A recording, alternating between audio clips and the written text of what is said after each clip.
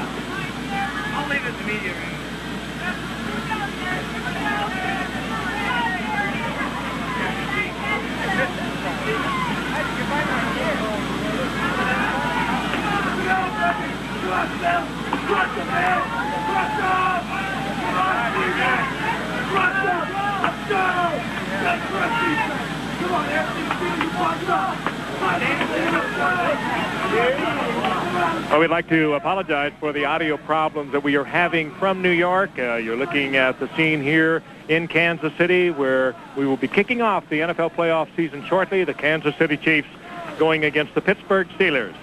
Okay, we'll be returning in just a moment as the playoff action is just minutes away. Wildcard game brought to you by Edge Shave Gel. Ultimate closeness, ultimate comfort. That's the Edge. The all-new Ford Mustang, it is what it was and more. And True Value Hardware Store. Help is just around the corner. Kansas City on a beautiful wintry day here in the heartland of the United States. Temperature around 20 degrees. Very little wind blowing. It should not be a factor on the Kansas City Chiefs Pittsburgh game. A crowd is rapidly filling the stadium. 77,000 expected. No wind, and that's good news for the players. We again apologize for the audio problems we had at the beginning of our telecast, but we will be bringing you the first playoff game of this season. The Kansas City Chiefs and the Pittsburgh Steelers, followed immediately after by Green Bay at Detroit. And Kansas City coming in now at 11-5, and the Pittsburgh Steelers limping in, I guess you could say, at 9-7. Right. Pittsburgh would have to win 3 road games to get to the Super Bowl. If they win today, they'll play in Buffalo next week. With the Kansas City win today, they'd be in Houston next week. And I know one thing about this stadium, Dan, whether it's a Monday night game at 8 or a playoff game at 11:30 in the morning, it will be rocking. Well, we know how exciting just the Monday night atmosphere is, but everything changes for the playoffs, and it changes for the better. The air seems to be crisper. The crowd is certainly much more You'd like to be out there. Frank, this is the only reason that you ever played this game or watched this game, is to be a part of a playoff game, and it's just a thrill to be here. As long as that wind doesn't blow, it won't be bad at all. The players kind of like this. It's going to be a good day for the players.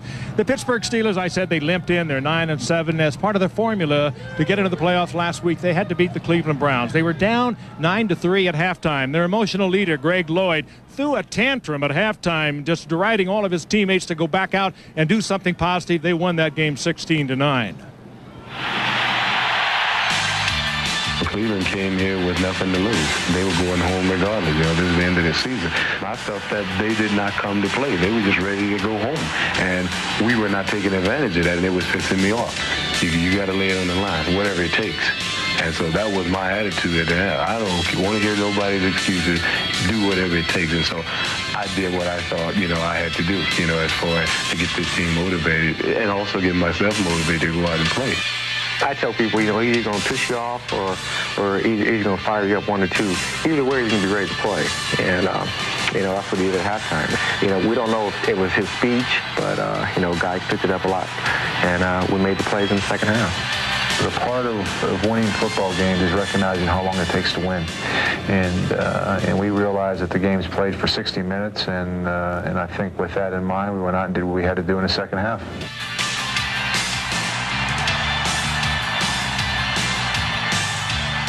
At 9-7 and entering the playoffs through the back door, many are calling the Steelers the least deserving team in the postseason.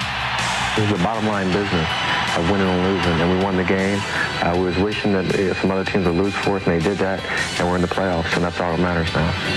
The rules that were made at the very beginning of the year are ones that we all have played under, and we did what we had to do, and we're one of the 6 teams that are in, and I don't think we should be ashamed of that. That's why they have wild cards. You get in the best way you can, and you're 13-3, you get beat by 9-17. what? Now, does that mean that, you know, the 13-3 team didn't deserve to be there?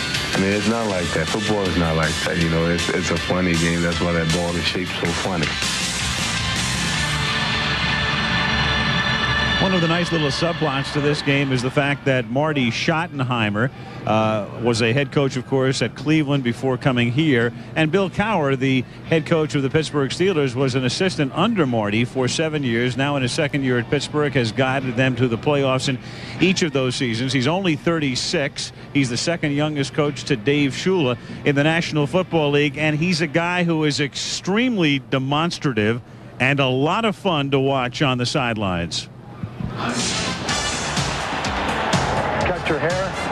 You're lighter, faster, meaner. Yeah, Good job, man. Yeah. It's like talking to one of the guys when he's out there. You know, you can talk about whatever. I'll tell you what, man. Just like any heavyweight fight, someone's got to throw the first punch. And I'll tell you what, let's not wait around. Let's deliver, not accept. Let's go. I'm not one to try to put chains on people when they get on the football field.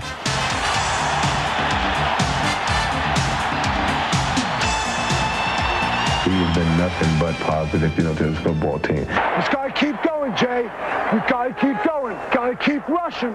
Got to keep rushing. Who got you? 60. Did you see him? Evidently not. You all right? Yeah. All right. Welcome to the NFL. It's kind of funny when you have two emotional people out there trying to keep each other calm. If you want to get a two-point stance, you get where you feel like you can rush the quarterback. You understand? Yeah. Rush the quarterback.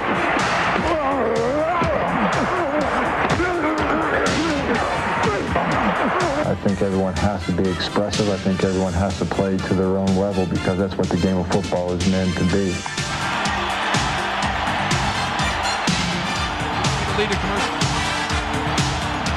Well, Bill Cowher, a very impressive young man. It's impossible not to respect what he's done in Pittsburgh. It's impossible not to like him. And we asked him yesterday the difference between this year's Steelers team and his first one last year, which was 11-5 and the #1 seed in the tournament. He said, we've had more peaks and valleys this year. It's been a rougher year, and I think because of that, my team is a little harder, a little more mature. Whether or not they're better without Barry Foster and with a hurt Neil O'Donnell is questionable. Okay, coming up shortly, we'll kick the playoff season off with Kansas City and Pittsburgh, followed immediately by Green Bay at Detroit. And we'll be joining Brent Musburger and Dick Vermeil there after this message. The Kansas City Chiefs fans, some of the great fans of the National Football League, and for them this season had a great additive when Joe Montana came in. When you talk about the Chiefs story and their success, their division-winning title this year out, Joe Montana is such a part of that story. They picked him up not to get them to the playoffs, Frank, but through the playoffs. And you notice about half the stories this year dealing with Montana bore the headline, not your average Joe, yet when asked to describe his season in one word, Joe said, average. Of course, he sets a very high standard for himself. The expectations are tremendous because through the years he has been such an extraordinary quarterback.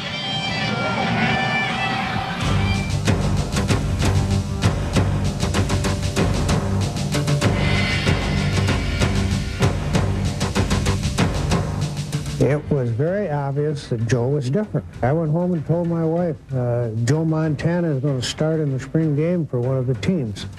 And I can remember to this day, she said, well, who's Joe Montana?